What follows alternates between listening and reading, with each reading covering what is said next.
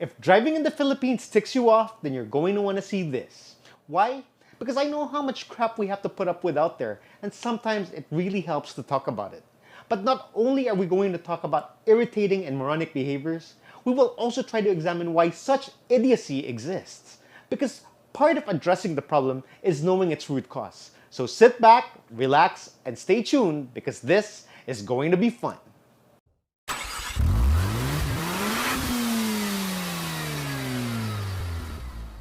Despite being a nation known for our friendliness and hospitality, we seem to flush any semblance of humanity down the toilet when we get behind the wheel.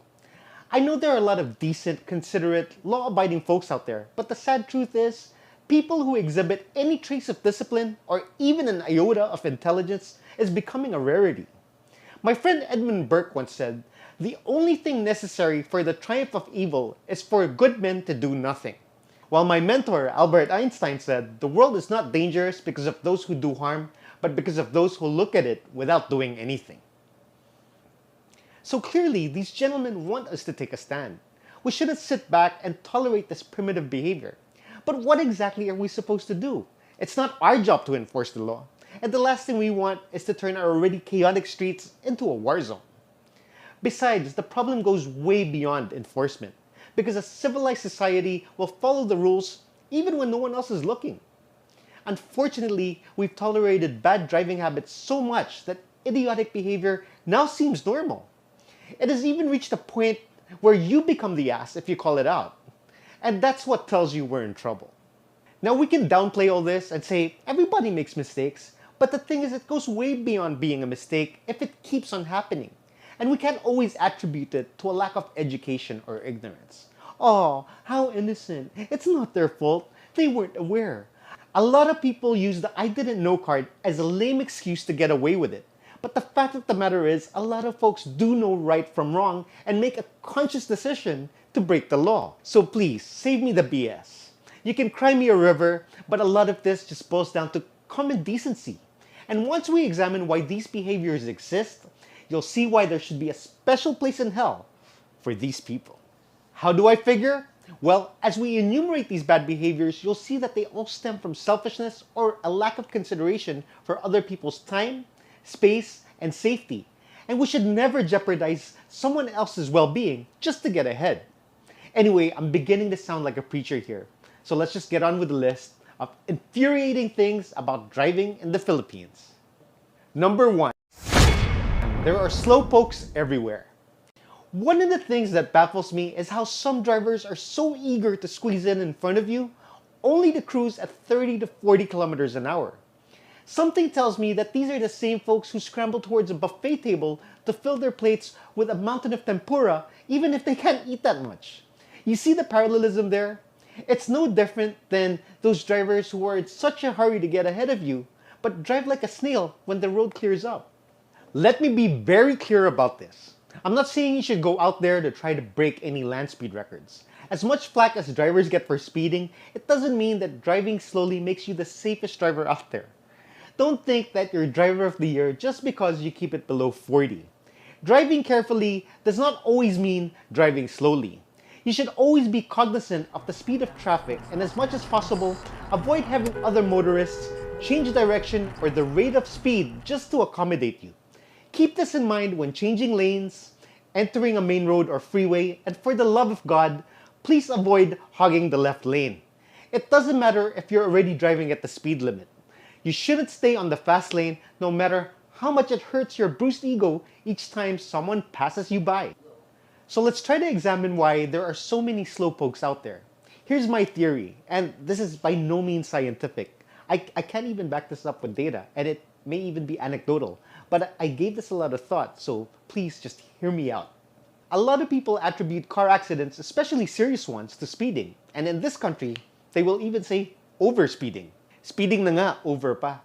But anyway, many people think that reckless driving and speeding go hand in hand. And while that's not entirely wrong, it isn't entirely correct either, because there are so many other ways to be harmful to other motorists aside from speeding. And to help me get my point across, I'm going to quote Jeremy Clarkson, who said, "Speed has never killed anyone. Suddenly becoming stationary, that's what gets you." So we can't always conclude that speeding is the cause of most accidents. Logically speaking, that can't be the root cause. Accidents are caused by miscalculations on the driver's part. High-speed accidents occur because some drivers are too dumb to know their cars or their own limitations. The speed limit is a blanket approach to keep us all safe because of these a-holes who take their vehicles beyond their capabilities. And please don't get me wrong, I'm not trying to downplay the impact of speeding. What I'm saying is, people probably drive so slow because they associate that with being careful, and that isn't always the case. In fact, some people drive so slowly, it makes you question whether they're actually capable or qualified to operate a motor vehicle.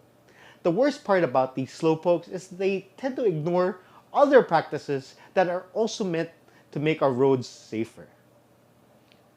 The second infuriating thing about driving in the Philippines: motorists are so impatient. So earlier, I said there are slowpokes everywhere. Ironically, these are the same folks who are extremely impatient. Maybe subconsciously, these guys are slightly aware that they have the driving skills of a chimpanzee. So they try to get ahead of everyone when traffic isn't moving. These are the douchebags that have the gall to go against the flow of traffic just to save themselves some time, as if their time is more precious than everyone else's. These are the, I'm running out of names, the half-wits who overtake or pass you while you're turning, just because you slowed down at an intersection. So why do people like this exist? Well, we all have our winning moments. These triumphs come in different ways, whether it's getting a raise, a plaque of recognition, getting her to say yes, the list goes on. There's so much to be grateful for. But for those who haven't had a taste of triumph in a while, those who are on the brink of forgetting what it's like to win, they get a bit more desperate. And this desperation causes them to do stupid things like counterflow or cut in line because that's the only way they can get ahead of people.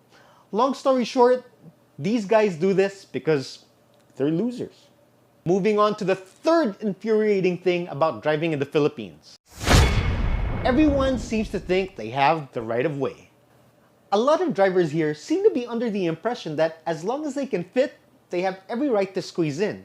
Similar to how scum can grow in the tightest spots, these drivers even pride themselves for being able to disregard the movement of traffic around them. Some drivers don't even seem to care who has the right of way. These are the idiots who refuse to give way when traffic is merging. The same idiots who cut in line because they have the ability, or should I say the audacity, to squeeze in. Or the idiots who don't slow down at an intersection simply because they feel they can beat you to it. So why do these degenerates behave this way? Well, aside from only having half a brain, it may be due to how the last clear chance doctrine is misused or abused here. You see, the last clear chance doctrine states that if the other driver had the last opportunity to avoid the accident, then you can recover damages even if the accident was partially your fault. Hence, we have morons thinking that the onus always falls on other drivers to avoid hitting them.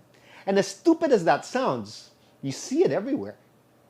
Okay, moving on to the fourth infuriating thing about driving in the Philippines.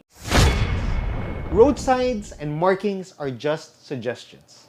You would think that a road sign that clearly states what you should or shouldn't do would suffice in getting people to follow road rules. But unfortunately, that's wishful thinking, even with road signs like this. Not to mention barricades and the huge possibility of ending up as minced meat. People will still cross the road and play patintero with oncoming traffic.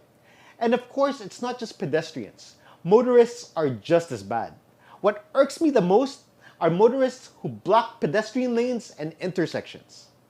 Take this imbecile in the adventure, for example. He obviously has nowhere to go, and there are clearly other motorists who got there ahead of him, yet he just stuffs it in there. And it's not like he'll get to his destination any sooner. The only thing he's accomplished is letting the world know that he's a complete idiot. I'm not even sure if this still qualifies as human behavior, because even this guy has more manners. So why do people like this exist? Well, you can attribute that to upbringing, but still, it makes you wonder how bad a person's upbringing has to be to become so inconsiderate. And the fact these people make such a fool out of themselves without gaining anything from it leaves me with no other viable conclusion than to say that they're probably just plain stupid. I'm gonna quote Einstein again, who supposedly once said, "Only two things are infinite, the universe and human stupidity." And I'm not even sure about the universe. Okay, the fifth infuriating thing about driving in the Philippines. It seems not everyone knows how to properly operate a motor vehicle. It seems as if anyone who can make a vehicle move can get a driver's license here. I wouldn't even be surprised if a huge fraction of motorists out there don't even have a driver's license or only have one because they went through a fixer. But there's no denying that a lot of motorists out there don't know how to properly operate a motor vehicle. And this isn't even confined to skills like knowing how to park or shift properly. This also covers stuff like the appropriate use of turn indicators and hazard lights. A lot of motorists out there step on their brakes prior to indicating their intent to turn, which defeats the purpose of using the turn indicators. They probably think that the turn indicators on their car is merely an aesthetic feature. Then you have folks who use their hazard lights in the rain, and they claim to do this due to poor visibility. I wonder how much the flashing lights improves their visibility. And if it's to make sure they're seen by other drivers, the park light should suffice. And out of everything on this list, I think the improper use of turn signals and hazard lights are the only ones we can really attribute to ignorance. But while we're on the subject of motor vehicles, we might as well tackle what some people do to their rides that compromise safety. And this includes, but is not limited to, blinking brake lights, tinted head and tail lights, and rear-facing LED bars. Not only are these unsafe, but it's freaking baduy. My car, my rules. Well, that shit doesn't apply when you're jeopardizing the safety of other motorists. And that concludes the list.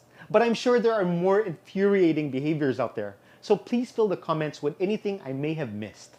But the question is, what do we do about all this? How can we improve the situation? Well, spreading awareness may not even be half the battle. Because like I said earlier, a lot of motorists already know right from wrong, and yet they still choose to break the law. And unfortunately, I think we've reached a point where bad behavior isn't even embarrassing anymore. So if we were to come up with an awareness campaign, it shouldn't only expose these behaviors, there has to be some branding behind it. People need to be reminded that doing these things is totally unacceptable, that it's stupid, moronic, and idiotic. Hence this video. So please, help reclaim humanity by sharing this. But on a serious note, pardon the satire. I just really want our roads to become better and safer for everyone. Thanks for watching.